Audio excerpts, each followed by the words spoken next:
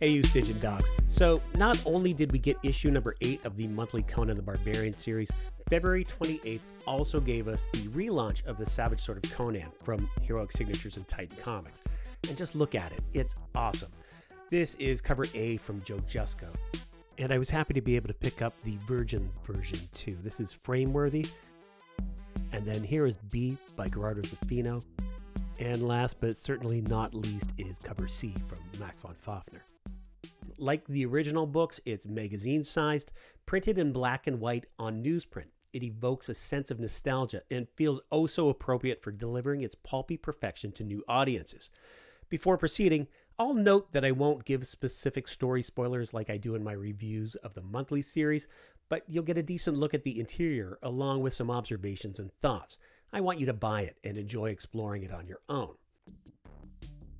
The inside cover gives us an ad for the Conan the Barbarian and Savage Sword of Conan Omnibus collections from Heroic Signatures published by Titan Comics, and then we see the Numidian Chronicles.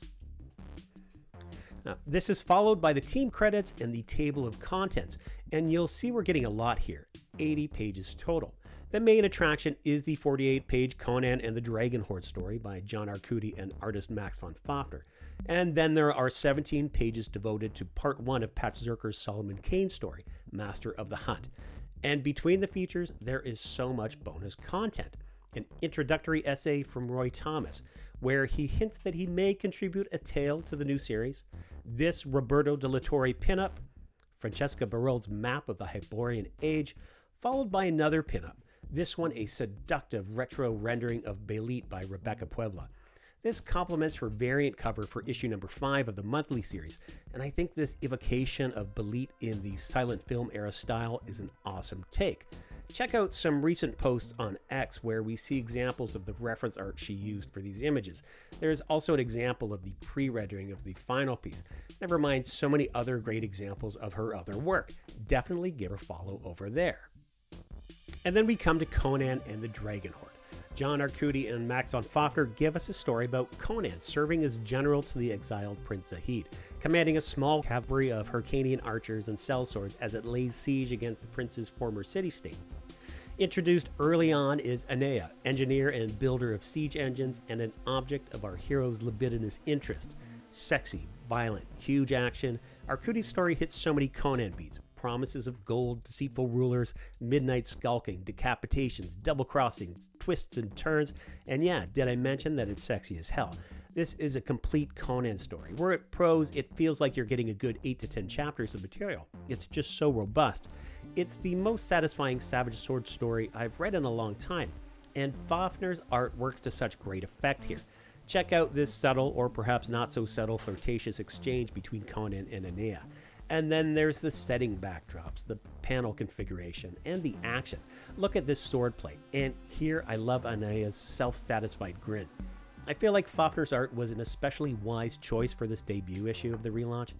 His style, these bold lines with the photorealistic textures and fill, it sets the magazine apart from Doug Braithwaite and Roberto De La Torre's recent work on the monthlies. It presents a distinct tone that appeals to the sense of nostalgia. It's refreshingly familiar and yet timelessly modern, if such an idea can be phrased as such. It's finely balanced and eminently appealing. And while this excellent story may be the main attraction, the fun doesn't stop there. We get this Robert E. Howard poem, The Road of Kings, accompanied by Gerardo Zaffino's illustration. When I was a fighting man, the kettle drums they beat, the people scattered gold dust before my horse's feet. But now I am a great king, the people hound my track with poison in my wine cup and daggers at my back. Gleaming shell of an outworn lie, fable of right divine, you gained your crowns by heritage, but blood was the price of mine. The throne that I won by blood and sweat by Crom I will not sell, for promise of valleys filled with gold, or threat of the halls of hell. What do I know of cultured ways, the guilt, the craft, and the lie? I who was born in the naked land and bred in the open sky. The subtle tongue, the sophist guile, they fail when the broadswords sing. Rush in and die, dogs. I was a man before I was a king. After the Howard poem, we get a short prose piece from Jim Zub, the current writer of the monthly comic series. Based on the Joe Jusko cover art, the story is titled Sacrifice in the Sand.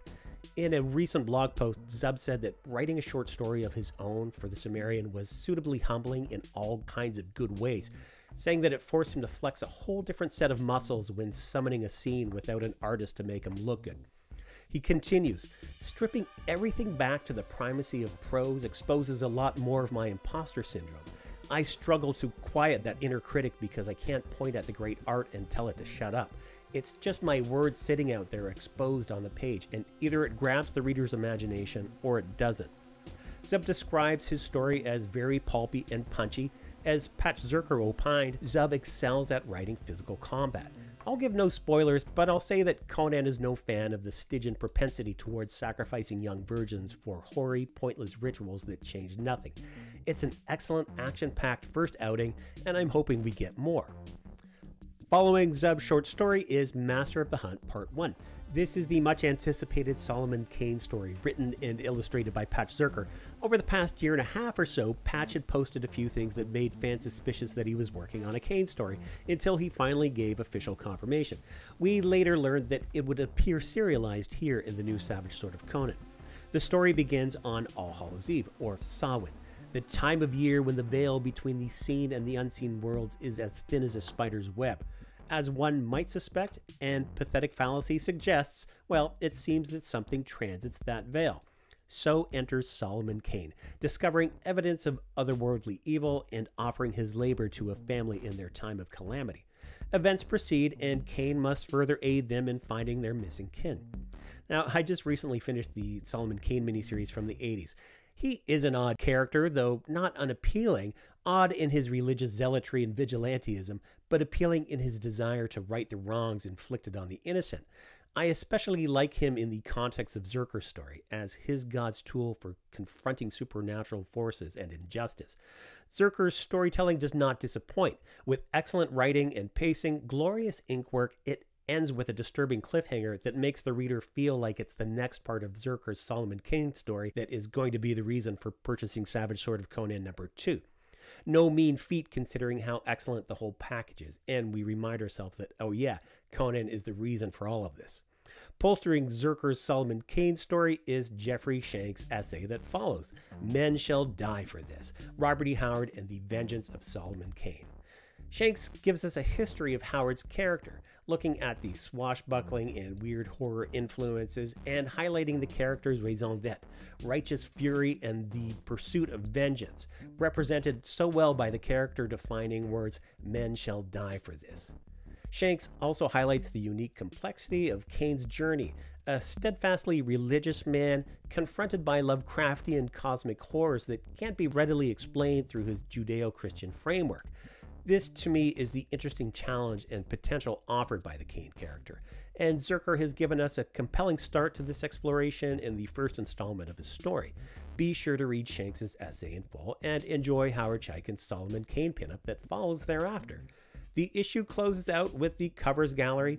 Oh, how I'd love to get my hands on the Borderlands exclusive by Douglas Klauba. After that, an ad for the recently released Bound in Blackstone Volume 1 and the forthcoming Thrice Marked for Death, collecting Doug Braithwaite's superlative Conan the Barbarian debut. And on the back cover, the promise of the next issue, featuring a Conan epic from Jim Zub, the next part of Patch Zircher's Solomon Kane story, and much more. The next issue won't be the hefty 80 pages that we got this month, but we're still promised a robust product with lots of bonus material. I'd been excited for this since its announcement on July 23rd, 2023. All of the preview teases have looked great, and in its physical form, well, it's wonderful. It feels right, all of it. The newsprint, the monochrome. You're purchasing an experience here. I thought Arcudi and Fafner's main Conan feature was exceptional. It's Conan, it's sexy and bloody. Arcudi's 48 pages are a complete and great one-off story in a single issue. Chapters worth of story brought to life by Fafner's panels, such great composition, his bold lines and unique use of texture and fill adding so much dimension. I just love it. I think fans will love it too, and it's the perfect opportunity for new readers to get a hefty and satisfying dose of the Cimmerian's exploits. I expect Conan conversions to occur. Sacrifice in the Sand, Jim Zub's foray into Conan prose, is pulpy violent goodness. Master of the Hunt, Patch Zircher's Solomon Kane story is reason enough to buy the next issue. Never mind all of the bonus content. With the Savage Sword of Conan presented in this format and with this talent, you're purchasing an experience, something authentic to the experience shared by fans over the decades. And reading all of this, spending time with it, this is a great experience, one that's not to be missed. This series is thus far planned for 6 issues with bi-monthly release.